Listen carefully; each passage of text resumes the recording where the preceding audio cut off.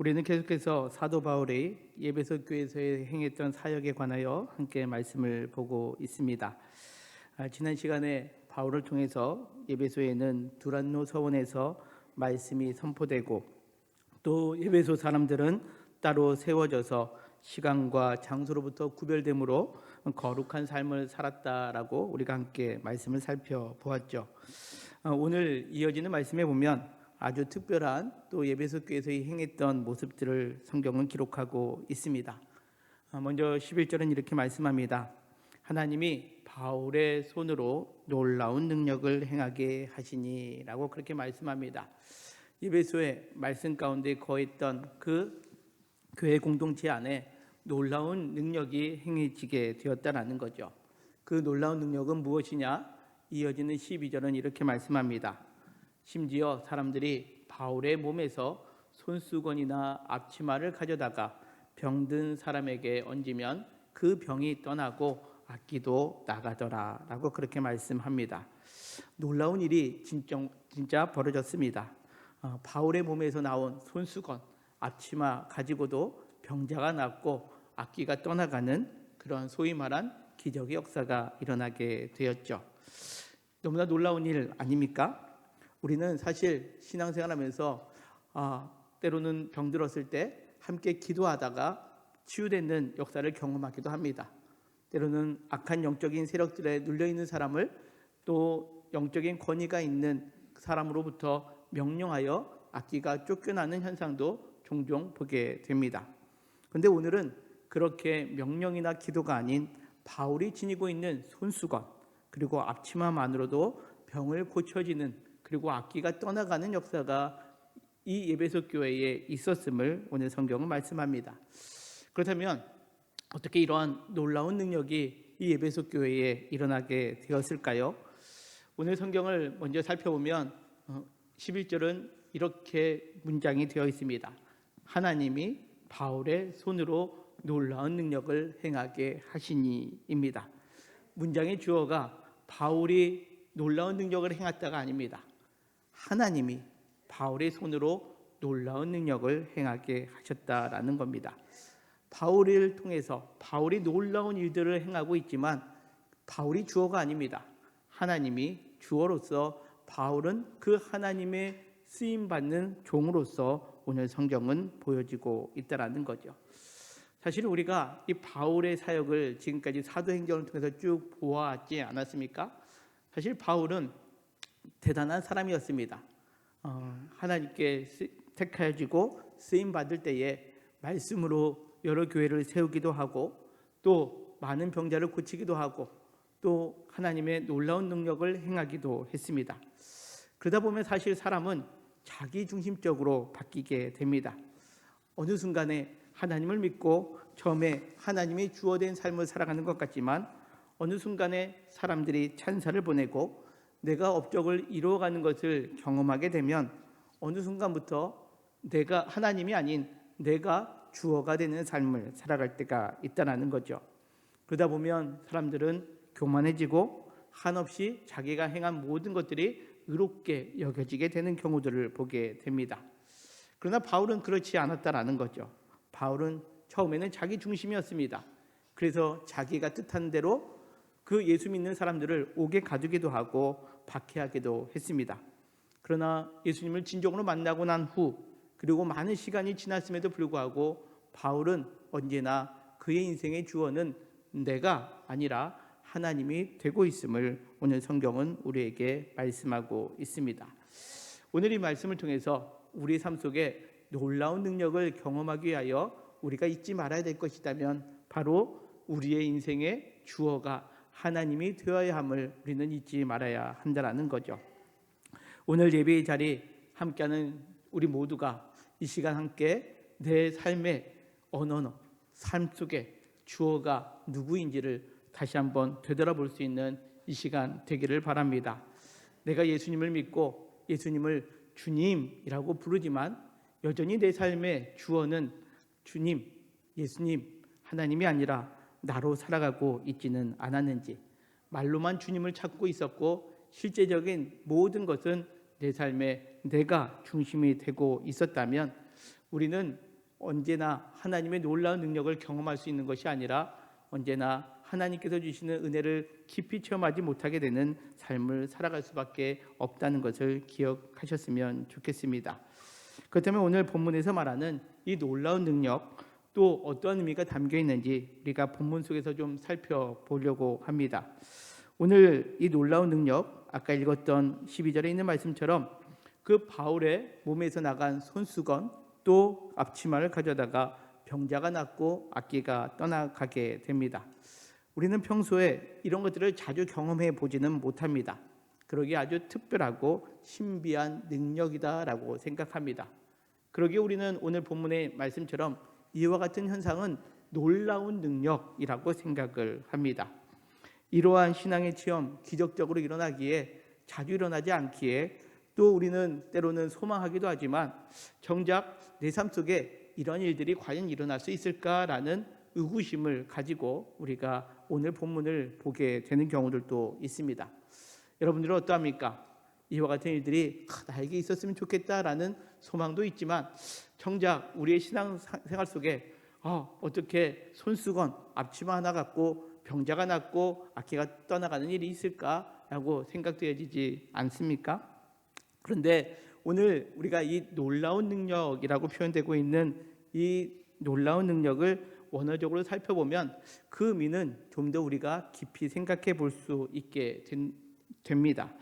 먼저 11절에 나오는 이 놀라운 능력이라고 할 때 놀라운을 헬라어로 보면 틴가노라는 단어를 쓰는데요. 이것은 두드러진, 이례적인이라는 단어의 뜻을 가지고 있습니다. 특별히 오늘 이 놀라운은 이례적이다라는 표현으로 우리가 함께 말씀을 살펴보려고 합니다. 이례적이다라는 뜻은 무엇입니까?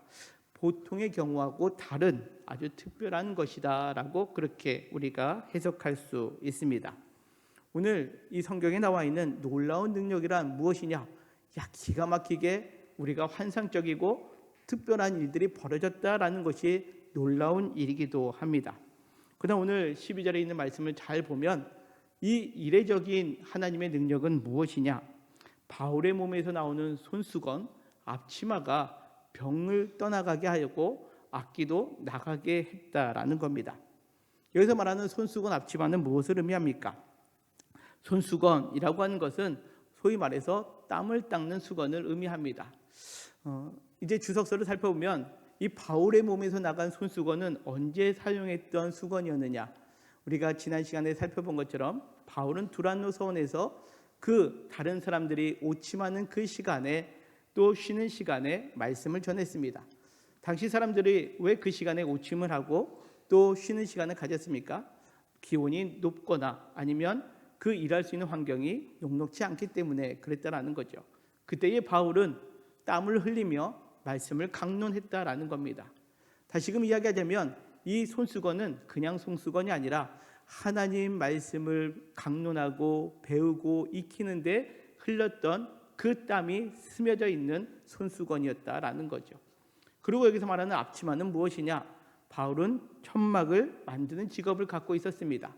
단지 하나님 말씀에만 붙들고 삶을 살아가는 것이 아니라 바울은 자신의 생업의 현장에서도 하나님이 주시는 그 업을 최선을 다해 그 일을 감당했기에 그 앞치마도 언제나 땀이 서려 있고 먼지가 쌓여 있었던 그런 앞치마였다라는 거죠. 이례적이다라는 표현이 바로 이겁니다.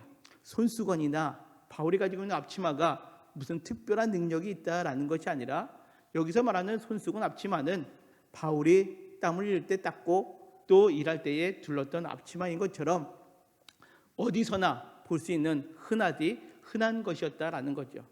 어찌 보면 쓰고 써서 손수건에는 땀 냄새도 배어 있고 또 얼룩도 져 있는 앞치마, 그것이 지금 놀라운 능력을 행하고 있는 손수건과 앞치마가 되었다라는 겁니다. 이것이 이례적이다라는 거죠. 세상에서 볼 때는 보통 평이한 겁니다. 다른 사람들도 다 소유하고 있는 겁니다. 그러나 바울에 의해서 하나님께서 이 바울이 지니고 있던 손수건, 평이했던 앞치마가 놀라운 능력을 행하게 되는 것, 이것이 바로 이례적인 현상이었다라는 겁니다. 이와 같은 현상은 오늘 성경 본문에만 나와 있는 것이 아닙니다. 우리가 성경을 보면 모세가 지팡이를 가지고 있었습니다. 우리는 그 모세의 지팡이 매우 특별하게 여길 수도 있지만 사실 당시 근동 지방에 있던 목동들이 가지고 있던 일반적인 지팡이였습니다.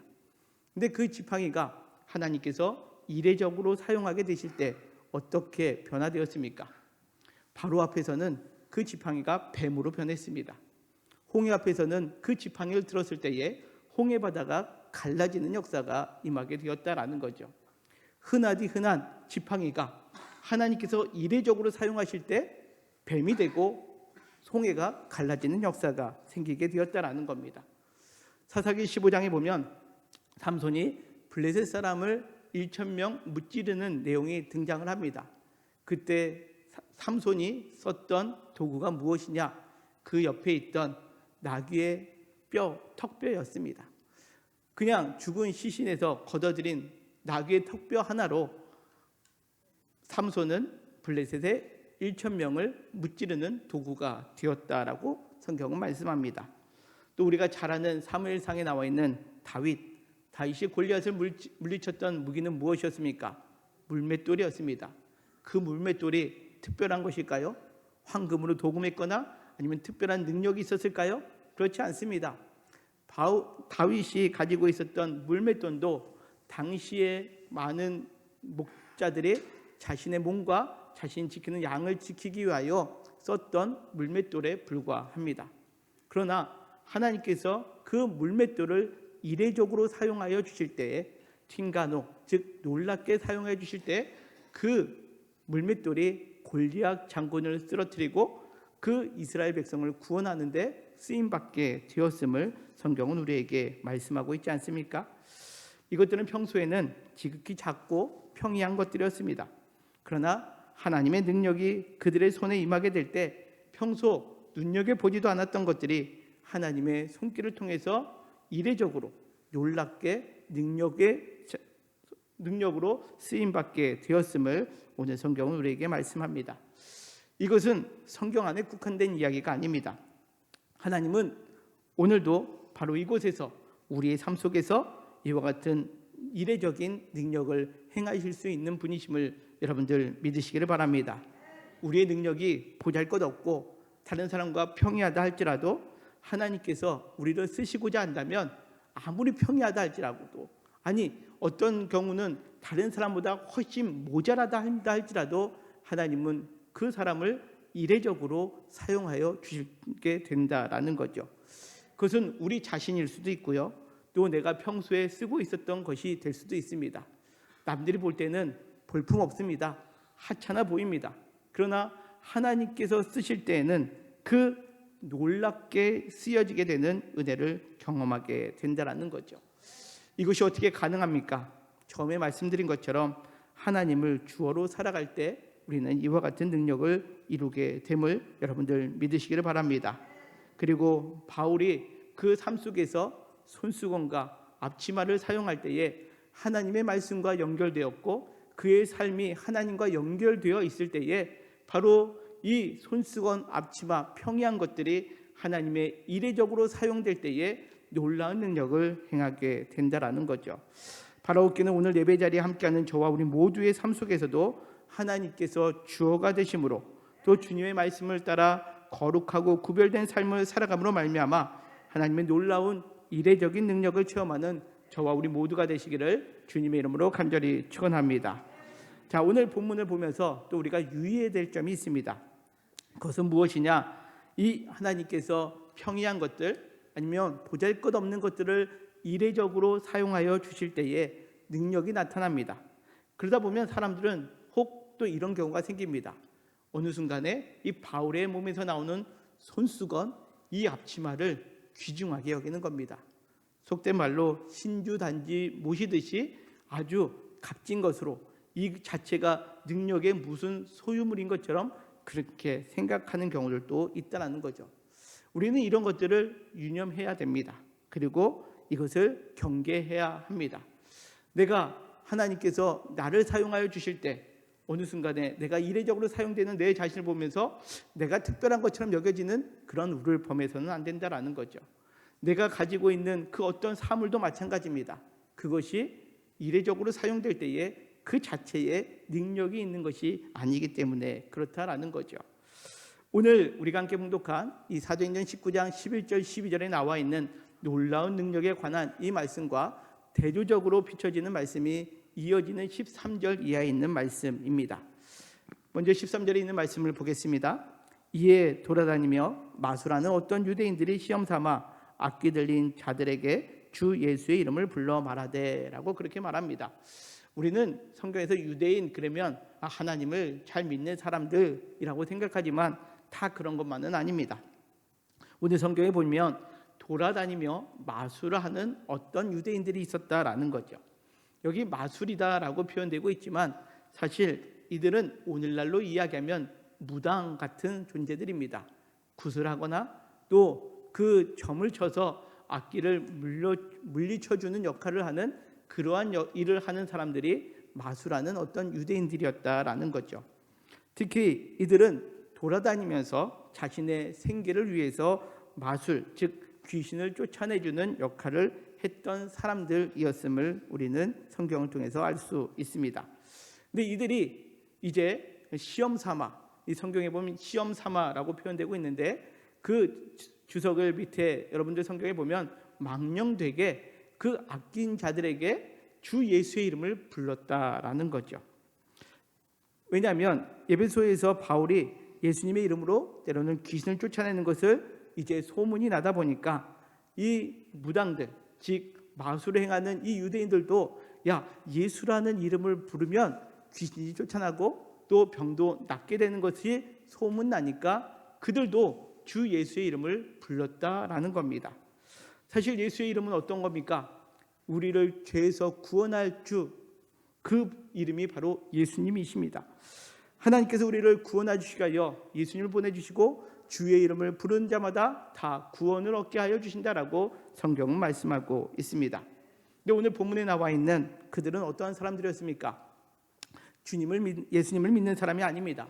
예수님이 나의 구원자로 여기는 사람들도 아니었습니다. 단지 바울이 주 예수의 이름을 부를 때에 놀라운 일이 일어났다는 소문을 듣고 그들은 자신들의 돈벌이를 위해서 주 예수의 이름을 따라 부르고 있었다라는 거죠. 자, 악기 들린 자들에게 주 예수의 이름을 불러 말하되 내가 바울이 전파하는 예수를 의지하여 너희에게 명령하노라 하더라라는 겁니다. 여러분들 예수 그리스도의 이름으로 명령하면 악기는 쫓겨납니다. 그런데 이들의 행하는 모습은 어떻다고요? 겉모양은 똑같지만 아무런 능력이 일어나지 않았음을 성경은 우리에게 말씀합니다. 그 내용이 이어지는 14절부터의 말씀입니다. 유대의 한 제사장 스게와의 7 아들도 이 일을 행하더니 라고 그렇게 말씀합니다. 여기 유대의 한 제사장이라고 표현되고 있는데요, 이것은 사실 그들이 정말 제사장 직분을 갖고 있었다기보다는 무당들이, 마술하는 사람들이 스스로 권위를 가지려고 나는 제사장이야 라고 스스로를 일컫는 그러한 표현입니다. 그래서 유대의 한 제사장, 스스로가 권위를 갖게 하여 제사장이라고 불려지는 스게와의 7 아들들도 우리가 앞서 살펴보았던 그 마술을 행하는 유대인들처럼 예수님을 믿지 않지만 예수님의 이름으로 그 귀신들에게 명하여 물러가라 라고 그렇게 말하고 있었다라는 겁니다. 그때 어떠한 일이 벌어집니까? 15절에 보니까 악기가 대답하여 이르되 내가 예수도 알고 바울도 알거니와 그런데 너희는 누구냐라고 그렇게 묻고 있다라는 거죠. 자, 15절에 보면 귀신이 정말 귀신같이 이들의 실체를 알아봅니다. 사실 귀신은 예수님이 하나님의 아들인 것을 압니다. 성경에 보면 하나님의 아들 예수여 나를 괴롭게 하지 마소서라고 그렇게 하며 예수님 곁을 떠나가는 일들이 성경 속에서 보여집니다. 이 악귀들도 예수님이 자신들을 물리칠 수 있는 분, 능력이 있는 분임을 알기에 그들은 예수님의 이름을 들을 때마다 벌벌 떨게 됩니다. 그런데 오늘 성경은 말합니다. 예수도 안다라는 거죠. 바울도 안다라는 거죠. 근데 너희는 누구냐라는 겁니다.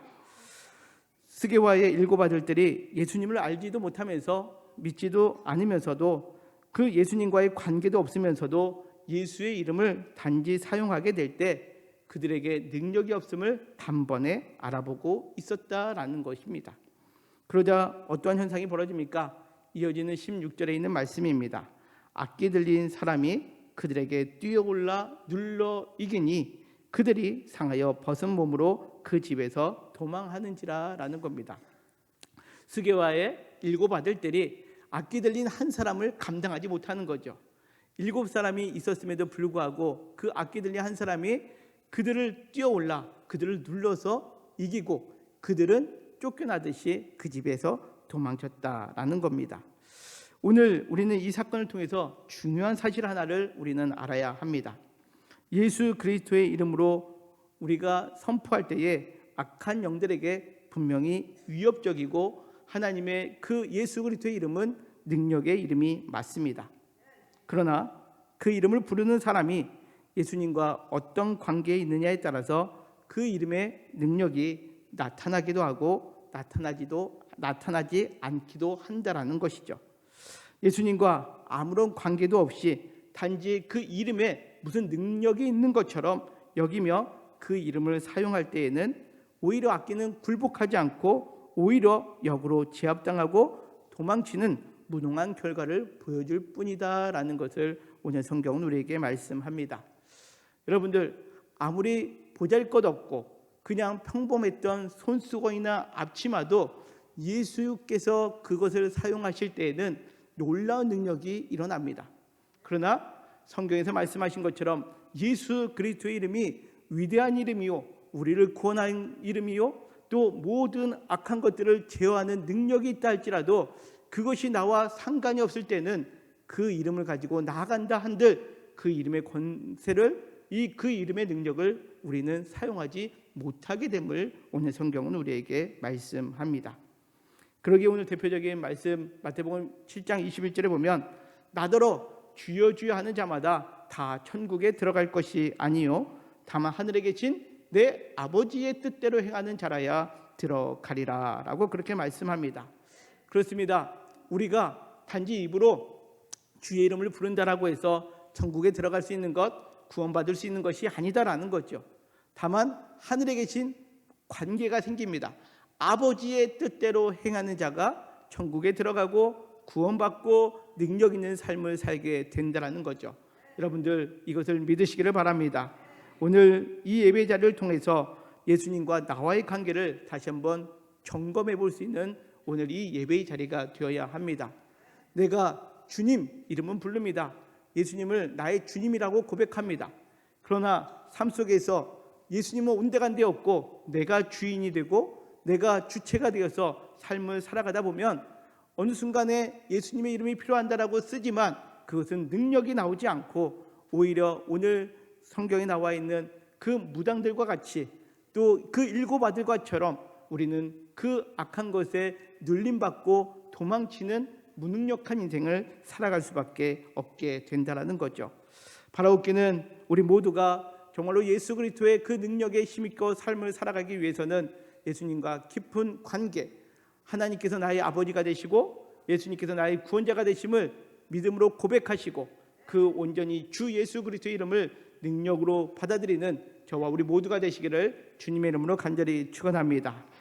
이제 이어지는 17절에 있는 말씀에 보면 예배소에 사는 유대인들과 헬라인들이 다 이 일을 알고 두려워하며 주 예수의 이름을 높였다라고 그렇게 말씀합니다. 예배소에 있던 사람들, 바울이 두란노에서 강론할 때에 예배소에 사는 유대인들과 헬라인들이 다 그 말씀을 들었습니다. 10절에 있는 말씀이죠. 그리고 나서 이제 예수님의 이름의 능력이 바울을 통해서 나아갈 때만 해도 특별히 변동은 없었습니다. 그러나 이와 같은 상황이 이루어지고 나서 오늘 17절은 말씀합니다.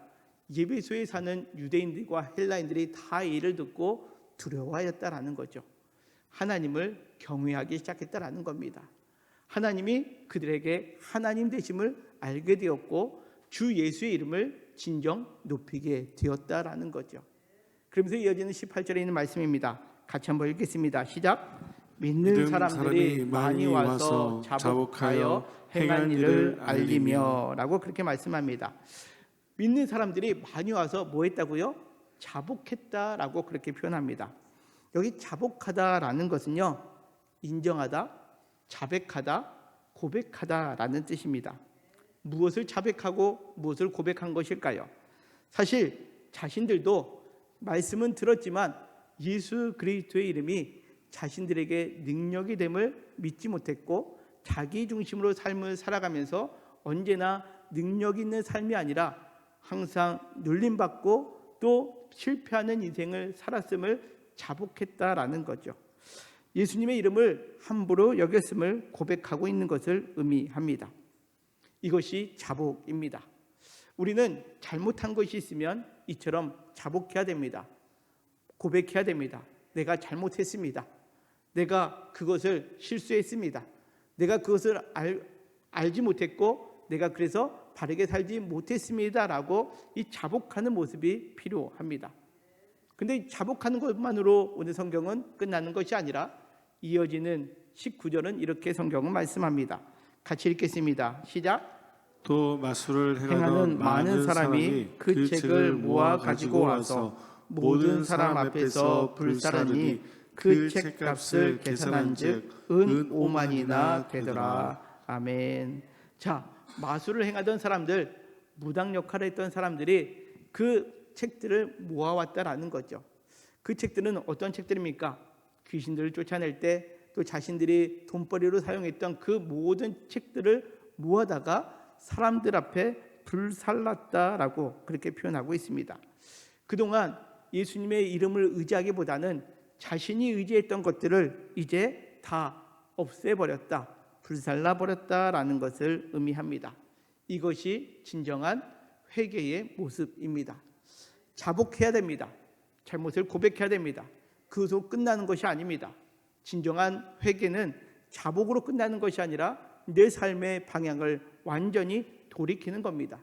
내가 전적으로 의지하는 것들이 있다면 오늘 이 마술행하던 많은 사람들처럼 그 내가 가치 있게 여겼던 것들을 불살라버릴 수 있는 결단을 가지고 살아가는 것, 이것이 진정한 신앙인의 모습이 된다라는 거죠. 오늘 성경에 보니까 그 책값을 계산한 즉 은 5만이다라고 표현하고 있습니다. 주석서에 보니까 이 은 5만이라는 가치를 어떻게 계산하느냐, 한 사람이 하루 일당을 받아 1년 365일 동안 꼬박꼬박 모았을 때에 몇 년을 모아야 되느냐? 137년을 모아야지 이 은 5만이 된다고 합니다. 다시금 이야기하자면 어마어마한 금액이라는 것을 의미합니다. 이것조차 지금 그들은 예수 그리스도의 이름의 권능 앞에 이 모든 것들을 불살라 버렸다라는 것을 의미합니다. 세상에 아무리 가치 있는 것이라 할지라도 주님과의 관계에 방해되는 것이 있다면 그들은 그것을 과감하게 제거해 버렸다라는 것을 오늘 성경은 우리에게 말씀합니다. 오늘 이 말씀 속에서 우리는 내가 가장 귀하게 여기고 있는 것 가운데 주님께 가까이 하는데 방해하는 것들이 혹 있는지를 우리 스스로 말씀을 기억하며 점검해 보아야 합니다. 어떤 이들은 내가 정말 귀중하게 여기는 것들이 있습니다. 나의 신앙의 경륜, 때로는 내가 열심히 해왔던 공로, 또 내가 다른 사람보다 좀 더 낫다라고 하는 의로움, 이런 것들이 내 삶의 가치가 될 수 있습니다. 물질이 될 수도 있고 또 이와 같이 보이지 않는 것들이 내가 높게 내 자신을 가치를 두고 있는 것이 될 수도 있다라는 거죠. 그런데 그런 것들이 때로는 주님께로 나아가는데 걸림돌이 된다면 오늘 성경은 말씀합니다. 그것을 제거하는 것, 그것이 온전히 하나님의 능력, 주 예수 그리스도의 이름의 능력을 힘입는 길임을 오늘 성경은 우리에게 말씀합니다. 바라옵기는 오늘 예배 자리 가운데 있는 우리 모두가 내가 그동안 귀하게 여겼지만 주님께 온전히 나아가지 못하는 것들이 있다면 오늘 그 모든 것들을 발견하고 주님 앞에서 온전히 제거해버릴 수 있는 신앙의 결단을 갖는 저와 우리 모두가 되시기를 주님의 이름으로 간절히 축원합니다. 그러면서 이어지는 20절은 또 이렇게 말씀합니다. 이와 같이 주의 말씀이 힘이 있어 흥왕하여 세력을 얻으니라 라고 그렇게 말씀합니다. 그 능력의 시작은 말씀이었음을 오늘 성경은 우리에게 알려주고 있습니다. 말씀에 힘이 있게 됩니다. 그리고 흥왕합니다. 여기 흥왕하다라는 것은 자라나다라는 거죠. 커지고 증가하는 겁니다. 우리가 신앙생활하면서 어떤 분들을 보면 신앙이 점점 자라나고 성숙되는 분들을 보게 됩니다. 근데 어떤 분들을 보면 신앙생활은 호홀했지만 자라나지 않는 경우가 있습니다. 왜 그럴까요? 바로 예수 그리스도의 이름의 능력을 때로는 그것을 내가 필요한 용도로만 사용됐을 때, 내 삶 속에 예수님을 온전히 주인으로 모시지 못했을 때 우리는 그러한 현상을 보게 된다는 거죠. 그러나 오늘 이 에베소 교회 사람들은 어땠습니까? 주의 말씀에 힘이 있어 점점 자라나게 되고 세력을 얻었다라고 그렇게 표현합니다. 여기 세력을 얻는다라는 것은 이겼다라는 뜻입니다. 승리했다라는 뜻입니다. 자, 오늘 이 말씀을 통해서 여러분들 주의 말씀을 통해서 그 말씀에 힘이 있음으로 말미암아 우리가 언제나 믿음으로 승리하기를 원하고 계십니까? 그렇다면 오늘 말씀을 우리는 다시 한번 되짚어보며 우리의 신앙을 점검해 갔으면 좋겠습니다. 첫 번째로 하나님이 주어인 삶을 살아가고 있느냐라는 거죠.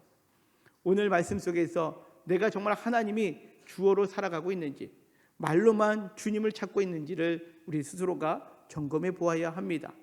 그래서 나는 내가 라는 것이 아니라 하나님께서 이 모든 것들을 행하셨음을 믿음으로 고백할 수 있는 저와 우리 모두가 되시기를 주님의 이름으로 간절히 축원합니다. 그럴 때에 나의 지극히 작은 것, 또 내가 평소에 갖고 있는 평범한 것들을 하나님께서 이례적으로 복되게 사용하게 되신다라는 거죠. 다음으로 우리는 예수님과 바른 관계를 정립해 가야 한다라는 거죠. 오랫동안 신앙생활했기 때문에 예수님의 이름을 압니다. 예수님의 이름이 구원자라는 것도 압니다. 근데 거기까지 되면 안 된다라는 거죠. 정말 그 이름이 나에게 구원의 이름이 되고 또 예수님의 이름이 나에게 능력이 된다라는 것을 우리는 다시 한번 지식이 아닌 믿음 안에서 삶 속에서 우리는 그 바른 관계를 이루어 가야 한다라는 거죠. 하나님과 그 대화 속에서, 기도 속에서, 말씀 속에서 예수님이 나에게 어떤 분이신지를 다시 한번 재정립할 수 있는 우리 귀한 성도님들 되시기를 주님의 이름으로 간절히 축원합니다. 그럴 때에 사단은 우리를 보고 두려워 떨 수밖에 없는 겁니다. 악한 것들은 우리를 보고 이제는 업신여기는 것이 아니라, 우리를 이기는 것이 아니라 우리가 그들을 이길 수 있고 물리칠 수 있는 힘을 갖게 됨을 여러분들 믿으시기를 바랍니다. 그리고 또한 우리의 잘못된 것들이 있었으면 자복합시다. 회개합시다. 고백하시고 자백하시고 하나님께 용서를 구합시다. 그리고 잘못된 것이 있었다면 버릴 것을 버릴 줄 알아야 됩니다. 여전히 내 손에 한 편을 쥐고 삶을 살아가면서 예수님도 믿습니다 라고 하는 것이 아니라, 오늘 그 예배소에 있던 사람들, 그 마술하던 사람들이 은 5만이나 되는 귀하고 귀하던 책들을 다 불살라 버렸듯이 내가 가장 가치 있다라고 여겼던 것들 중에 혹 주님께로 나아간 데에 걸림돌이 되고 있었던 것들, 가로막고 있었던 것들이 있다면 철저하게 불살라 버릴 수 있는 그러한 결단을 행하는 저와 우리 모두가 되시기를 주님의 이름으로 간절히 축원합니다. 그럴 때에 오늘 예배소 교회에 놀라운 말씀의 힘이 있어 흥왕하는 역사가 우리 교회와 또 여기 함께하는 우리 모든 성도들의 삶 속에, 가정 속에 날마다 풍성하게 임하게 됨을 여러분들 믿으시며, 오늘도 하나님, 내가 주님을 주어로서 이제는 내가 주님을 온전히 관계 속에서 삶을 살아가며 연약한 것, 잘못한 것들을 주님께 회개하고 돌이킬 때마다 이제는 항상 실패하고 낙심하고 좌절하는 인생이 아니라 언제나 믿음에서 승리하시고 또 악한 세력들을 담대하게 이겨나갈 수 있는 능력의 그리스도인으로 살아가는 저와 우리 모두가 되시기를 주님의 이름으로 간절히 축원합니다.